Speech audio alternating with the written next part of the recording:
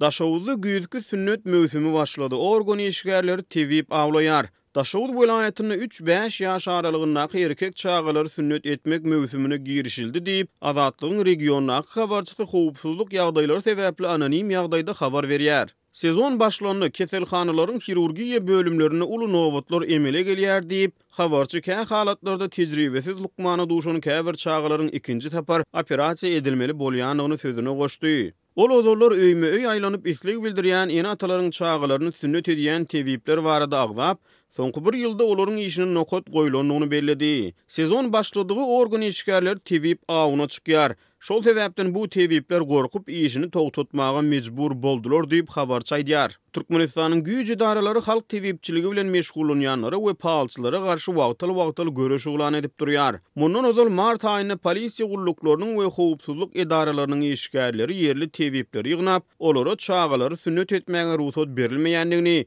ýogsa da agyr jerime salynjakdygyny duýdurypdylar. Şonu birinji gedekde ele düşen tebibe 3000 manat möçberine jerime salynjakdygyny, onuň ikinji tapar ele salynan ýagdaýyna tutsag ediljekdigini Aktepeli bir tebip Azatlygyň çeşmesine gurrun beripdi. Azatlygyň habarçylary bilen söhbetdeş bolýan ençeme Türkmenistanly halk arasyny henizem halk tebipçiligi bilen meşgullanýanlary hem de pahalçylara ýüz tutýanlara duş gelýändigini aýdýarlar. Sinçler bu mesele bilen bagly ýurdun lukmançylyk ulgamyny ösdürmegiň hem de aň bilim edaralarynyň jemgyýetçilik guramalarynyň wajyp wezipeleriniň ähmiýetine ünsü çekýärler.